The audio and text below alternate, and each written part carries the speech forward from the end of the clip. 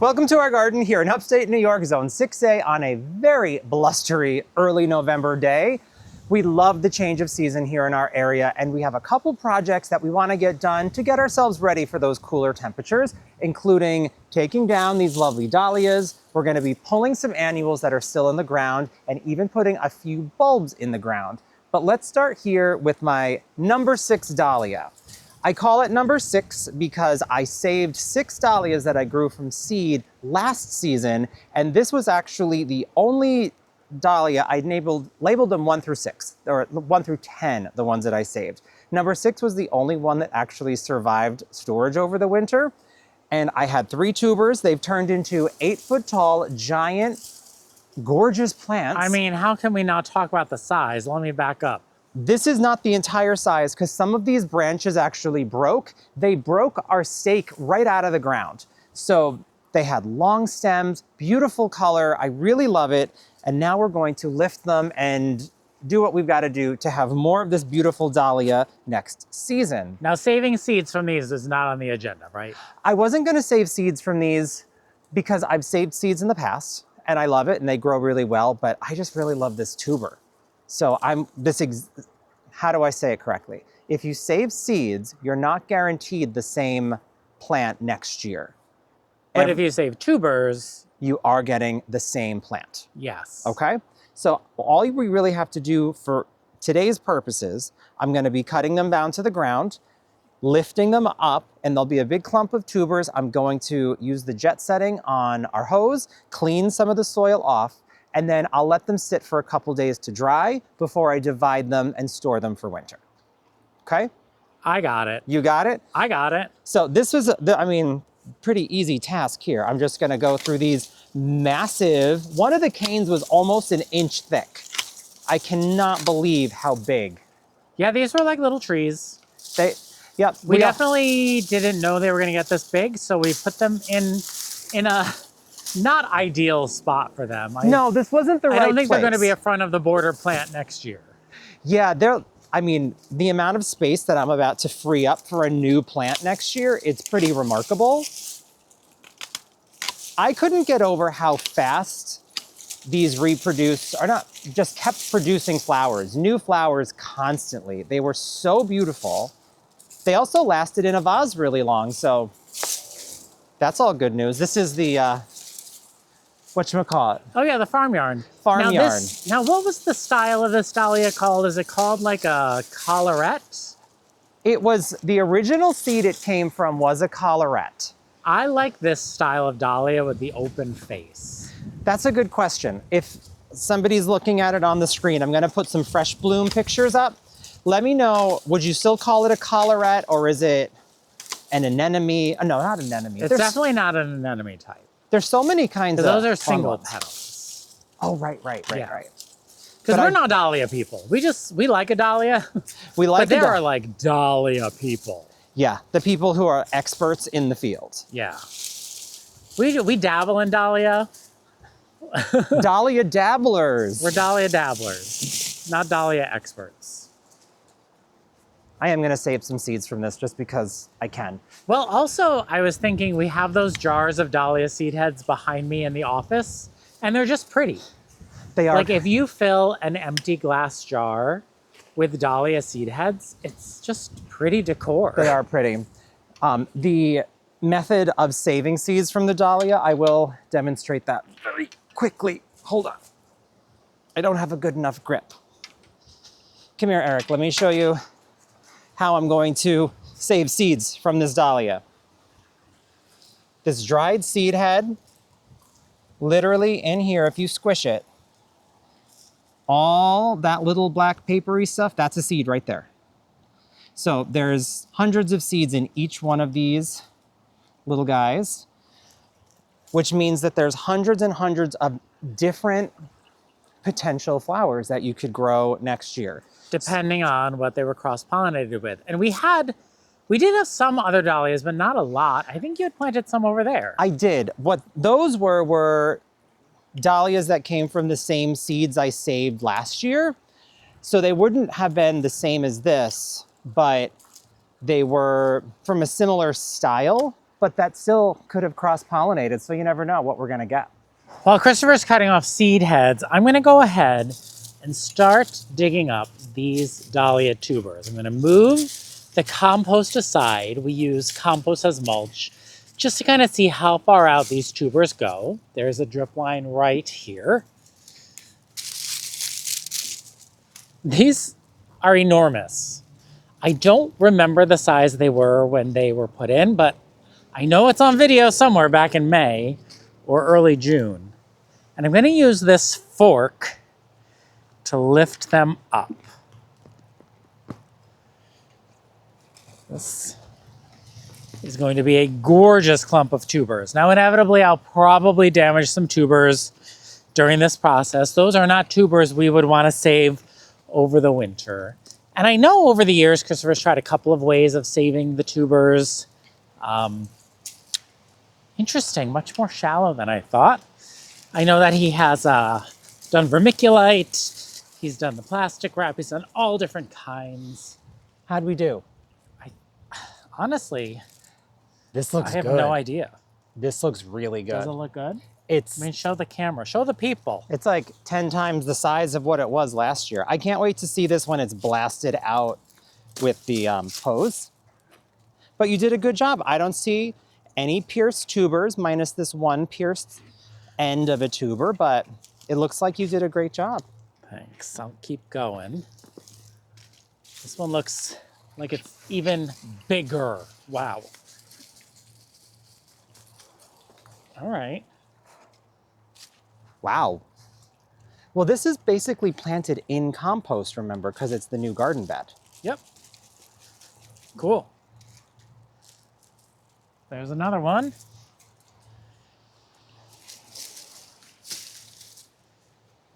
And the trick to when to harvest your dahlia tubers is 2 to 3 weeks after your first frost. Because you can see by these stems that they're still alive. The stems are green.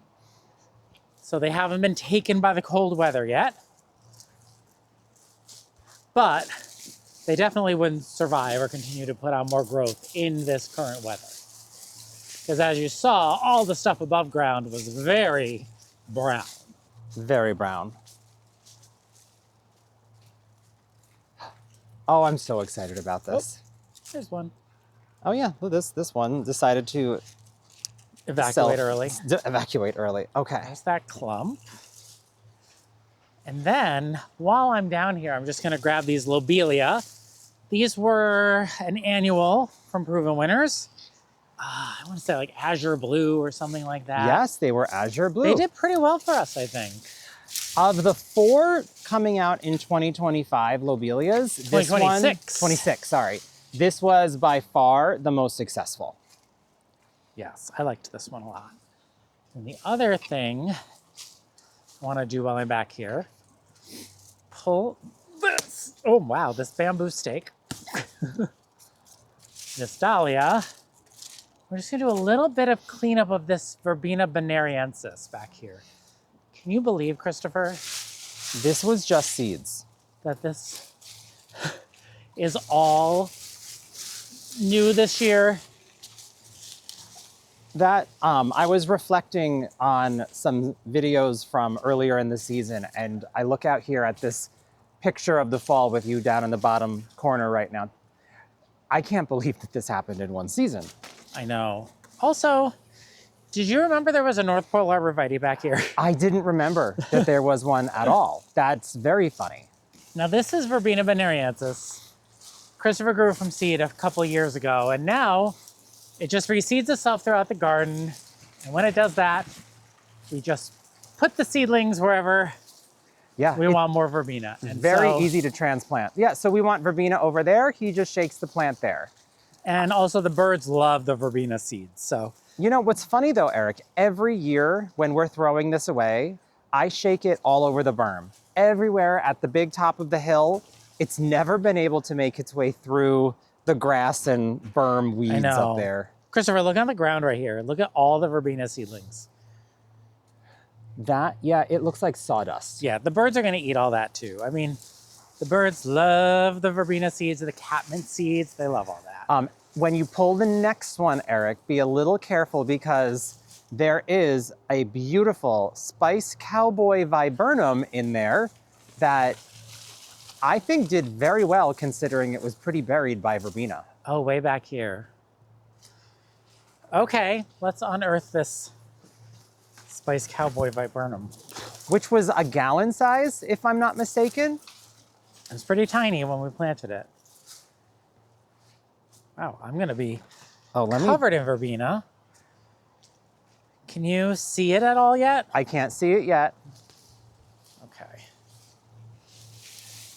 Trying to make sure that I don't grab the viburnum by accident. This is verbena, but it's caught on a drip line. So hang on. Oh, there's a drip that goes right through it? Yep.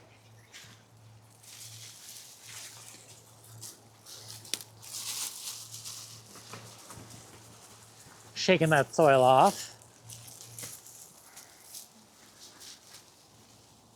Okay, now I can see a little bit of the viburnum. Wow, this grew a ton. It's tremendous growth.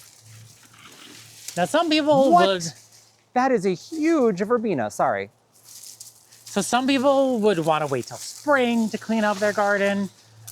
We just do it when we can because we are weekend gardeners. You know, Christopher and I both work full-time jobs, so we do it when we can. And right now is when we can pull these verbena to get a little bit ahead. Look at that, I'm impressed. So exciting. No fall color on it though. Do you remember anything about this new variety? I don't, I'm sorry. I am, you know what? It's been a while. I'm going to put some lovely information up on the screen because this one, it's kind of funny how excited I was about this plant and yet I genuinely don't remember any of the stats on it. It's a snowball type viburnum. So it's gonna have those same like softball size white flower clusters in spring. Yes, I do remember that. Now this is that awful thistle that we get in the garden. Oh, the weed. Yes. There's a couple good ones over on this side. There's no such thing as a good thistle. But they get like, they spread by rhizomes, so they just get so mad at you when you pull them. So you have to be careful. This rose right here is Elizabeth rose. It's a rose from David Austin Roses that blooms pink. Planted brand new this spring. I think it's done very well. It's been a little drowned out by Verbena veneriensis, but I think it's gonna be totally fine next spring. Oh yeah, I mean, look at this growth that it's put on up here. That's pretty phenomenal. Well, this of course is the area that didn't have any competition. Yes, all right, let me, oh, that is the rose right there, okay. I was going for the thistle. And then these are Let's Dance Blue Jangles? Rhythmic Blue. Rhythmic Blue. I'm starting to get my hydrangeas mixed up. We might have... Oh, what? I didn't say it. Don't you say we have too many hydrangeas. I didn't say it. I didn't say it. All right, I was debating what to do with what's in my hand. Let's put it in that pile. I might deadhead these though, or save that for the hydrangea maintenance video. Yeah, we'll do that when we're... Tomorrow. Next video. Yeah, when we get all our other stuff together. Okay.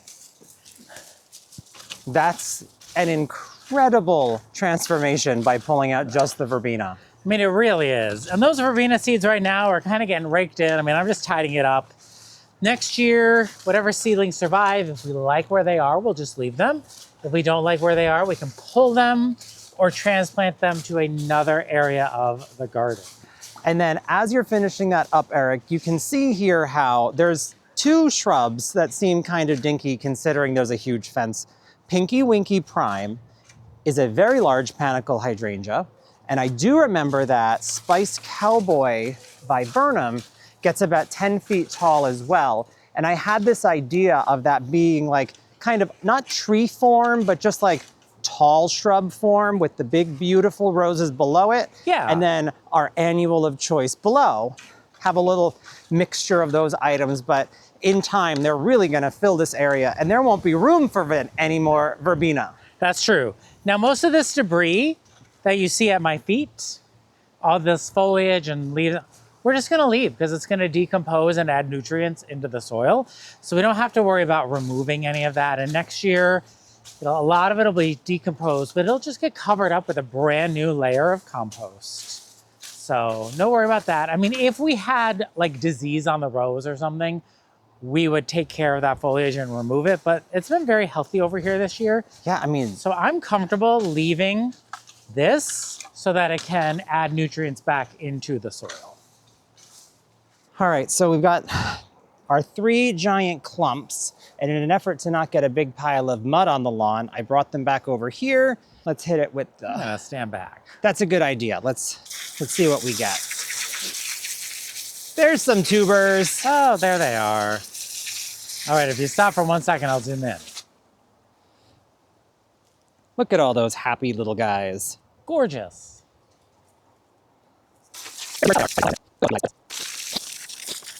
There's a lot of plant possibilities in here. Look at how Wow. many there are. I know you've got a list of people you're sending them to. I know I've been promising friends that I would send them some because I just love this flower in particular so much. So I thought it would be fun to share it with people.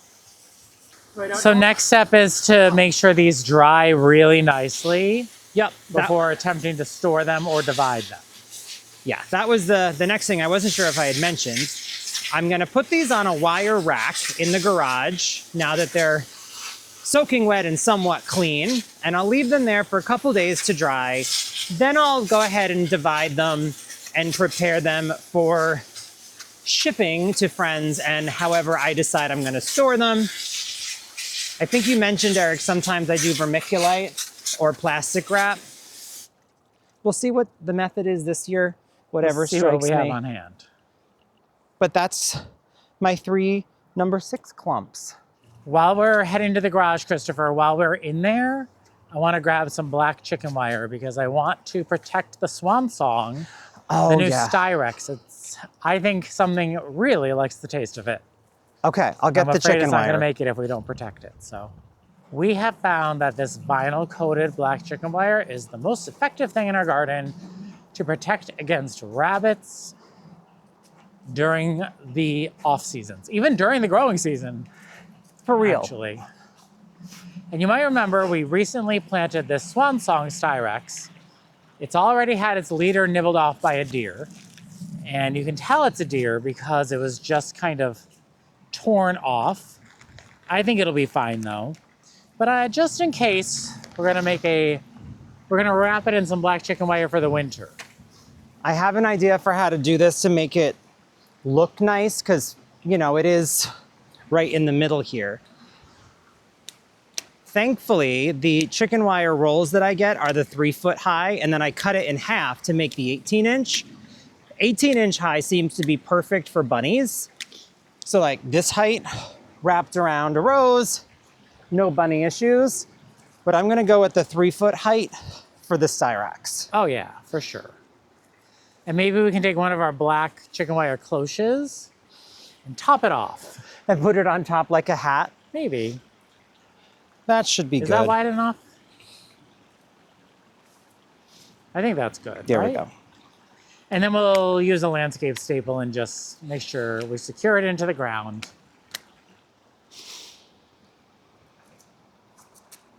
As this tree grows, it'll always be susceptible to deer grazing on it, I would imagine. But I think as it grows, if a little grazing happens, it'll be able to survive it. But at such a young age, just being planted a few weeks ago, it's not going to survive a hardy deer pruning this season. So we want to protect it the best that we can. I wonder if you can just do a little hat across the top of it. That's what I was thinking. I would make a hat for it with that other piece that I just cut off. It's very blustery out today. It's very blustery. We had some crazy winds the last few nights. Some of the trees that had a few leaves left on it are completely bare. It's very funny how we woke up and some trees just were completely naked. Naked. So to secure it, all I do is bend the cut sort of tabs on the chicken wire up around itself. I have found that that's more than enough to secure it. All right, so I've made my little hat. I don't think anything is going to be able to get its nose in here. And if it does, honestly, good on them. They worked hard for it, for their little winter snack that they're gonna eat. I know you want to get started on this verbena next, Christopher, but I spy some storm damage from that immense wind we had last night. This is one of our Essex trellises from Gardener Supply that has a clematis on it. I believe it's pink mink, right? It's pink mink. And it has Gertrude Jekyll on it. And it looks like it got totally blown over and bent down at the base. So I think this trellis is a goner. This one is a goner. Good thing that's a type 3 clematis, so I can cut that. Yeah. And I had put in this stake to try and help it, but clearly that did not work. It was a pretty strong wind that came through and knocked this entire thing over. I don't know what, should we just cut the clematis now then? Yep. It's a type 3 is to the ground, right? Type 3 is to about 18 inches. Okay. You've been wanting to replace this trellis anyway. I have. And I've been anti-replacing this trellis, but now we have no choice. Uh-oh, fortune may have smiled on. There's a particular style of trellis I've been wanting to use here. It's, what is it called? A jardiniere? A tuteur. Tuteur, that's what it is. I knew it was some French. He's not a fan of it, but maybe we should give it a little look-see. I mean, you can look at it all you want.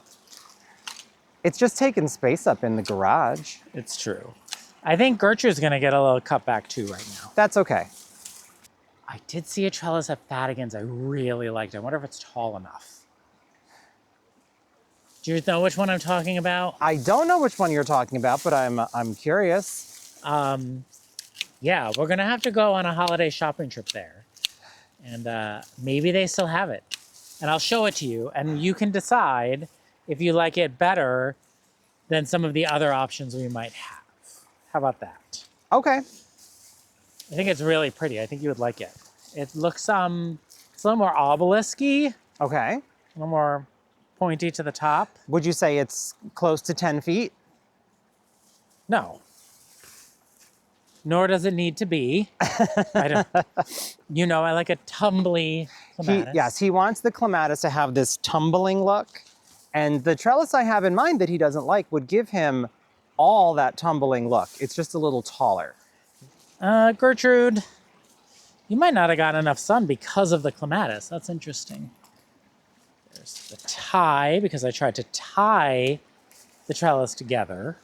That did not work, clearly.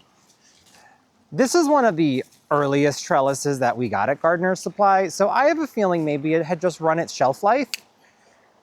Maybe. Because there's a little bit of rust in there where the part bent.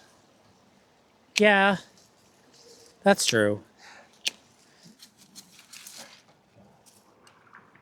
Well, yeah, I don't know if that's in good shape. Rusty and crusty.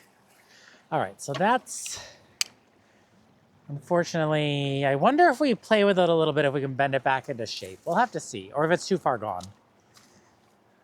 Hate to be wasteful. Now we can pull this verbena out.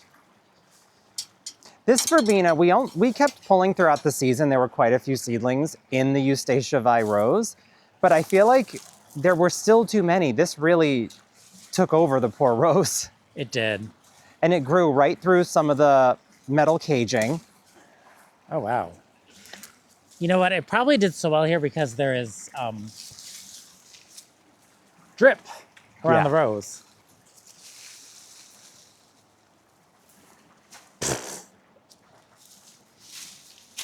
I'm not a graceful annual puller. The good thing is that since it's an annual, if any of it is left over behind, it'll die back and we won't have to worry about it. Yeah. But you know what? I do need to make my metal collars bigger because the rose grew. Oh, for sure. Which is great news. May I pull some of these salvia? Yeah, 'tis the season. Rockin' Playin' the Blues is the most successful annual, I think, in the history of annuals. Would you agree, Eric? I mean, in our garden, it does very well for us. It's incredible what one of these plants can do.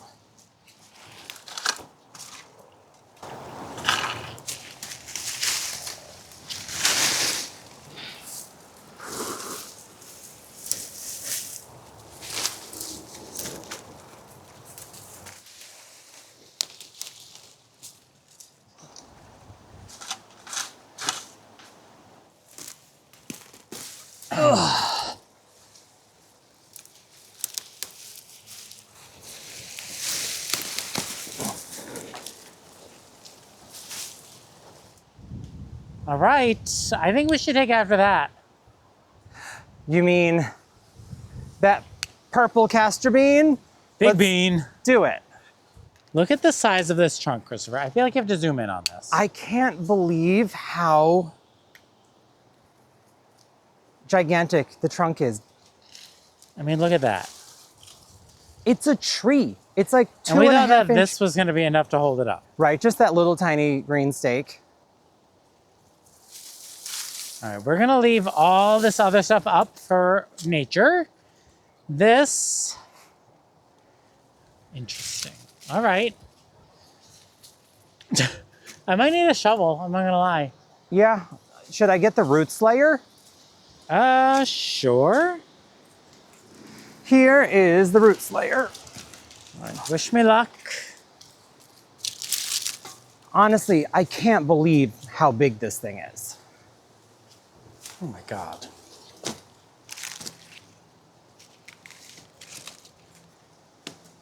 Like, what are the roots gonna look like? I don't have any idea. I don't think that did anything. Nope.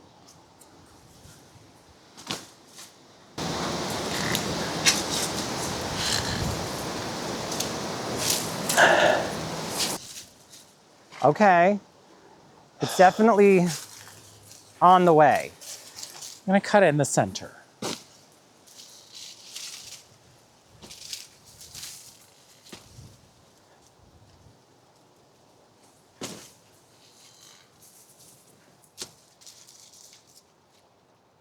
All right, muscles. I got one. Here's one. Okay. Thank you. I'm gonna come around front and pull.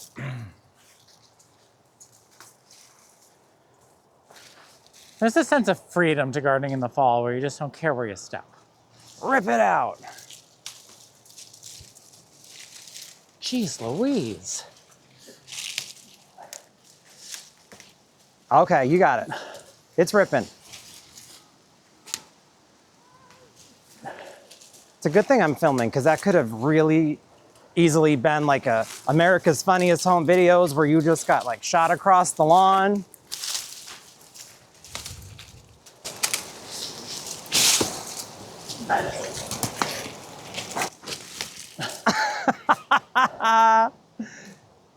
Stay right there. Why don't Give it a chop. I'm gonna chop and see what happens. I'm getting tired. Getting very tired. But you look very comfortable on the ground.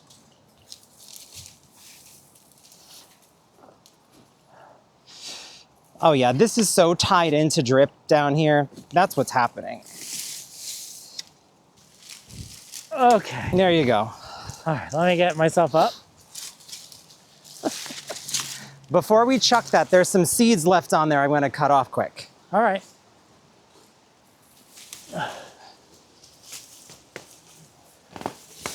We did it. Teamwork, I did so much of that. Bring the camera in so I can show everybody what these seeds look like. So they have these really crazy seed pod heads, and that's the dried seed pod that has the seeds in it, right? So inside here, and always wear gloves for this part. Inside this husk thing should be seeds, unless it's empty. It looks like an empty peanut shell. So maybe that one fell out already. I think that is the seed right there. That's the seed right Oh, there. there it is. It looks like a Japanese beetle, but creepier. Oh. There goes one. And then I think our last chunk of annuals is right there. That's salvia. Oh, that's it? I think. Well, for today at least, before we do bulbs. For today. Then we're gonna plant some pretty cool bulbs and wrap this up for the day.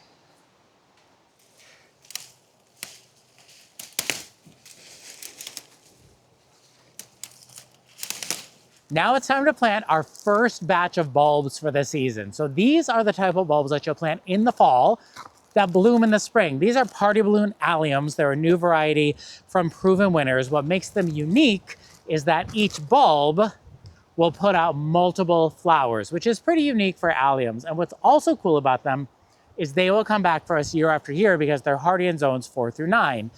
They will bloom in late spring for us, big purple flowers as shown here in the picture, about 2 feet tall. They're resistant to deer and rabbit eating them, and squirrels don't prefer them either because they're basically onions. Yeah, they're onions that get a really big purple poof on them. I love that these are called party balloons. It looks like a little cluster of balloons. And we've discovered that the best pairing in our garden for alliums is hydrangeas, because the timing of the foliage growth on the hydrangeas times well with the foliage deterioration on alliums. So we're gonna plant them between the Vanessa Bell roses and the Let's Dance Skyview hydrangeas. And as these are putting out their flowers and the foliage looks a little ratty, these will be putting out fresh foliage and blocking it from view. Also, since both roses and hydrangeas are kind of deer magnets in the spring, this oniony, icky onion smell that alliums have, despite being gorgeous looking, will hopefully deter the rabbits and deer from the Let's Dance Skyviews and the Vanessa Bell roses. They get planted 8 inches deep, Christopher. 8 inches deep. We actually have the extended twist and plant auger on the drill, ready to go. You had a plan for how you wanted to place them. Do you want to drill the holes and I'll plant behind you? Sure, yeah. So I'll just kind of zigzag back and forth. Yeah. And we'll do like a whole hedge. So it'll be a hedge upon a hedge upon a hedge. Triple hedge. Triple hedge it.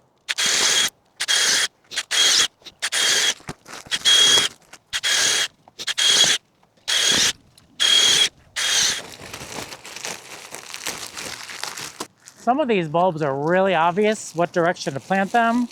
Others, not so much. So with alliums, you know, this teeny tiny little point, that's the side that's gonna go up. This side down here, the wider point, that's gonna have the roots come out of it. So that goes down, this goes up. And if you notice, the auger changed. The size of that auger was just the tiniest bit too small. So we upgraded to a different auger that we have. Probably should open these all up before we start it. That might have helped a little. I've got one more. I don't know what to put it. Where was the first one over here? Maybe put it here? Yeah. I don't know. Well, then we'll see the foliage. Then we'll see the foliage. We'll just save this. We've got a couple other ones. We're not sure where we're going to put them yet. So I'll put this with those. Let's take a little walk around and take a look at all of the fresh open spaces we've just created. Yes. Ta-da! This is why bulbs are not so much fun to do on camera, because there's really nothing to show. I but know. I promise But next spring. there's like 20 or so lovely bulbs underneath the ground, and in spring they're going to be perfect. In our next video, we're going to be taking after all of our hydrangeas and showing you what we do to get them ready for winter. Oh, I can't wait. I love our hydrangeas. But, oh my gosh, look at all this room, Eric. Wow. I can't believe how different this whole space looks. This was so filled with annuals too. It was gorgeous. The purple castor bean is missed, definitely. But this area, I actually always love when it's all cleaned up, because it's just like, really? That's what was there? I know. That's crazy. It cracks me up. Let's run over by the pond. I bet I'll get there before you. Oh, we forgot to put away our broken obelisk. Oh yeah, we've got a little bit of cleanup there to do, but how nice is this whole area all cleaned up? It's good. I feel good about what we've accomplished today. Definitely more to be done, especially taking after roses and hydrangeas, like I said, but it's a really good job done. If you want to see our full October garden tour, check out this video here. Thanks for joining us today. Again, I'm Eric. And I'm Christopher. And we're Grow For Me Gardening. Thanks for growing with us.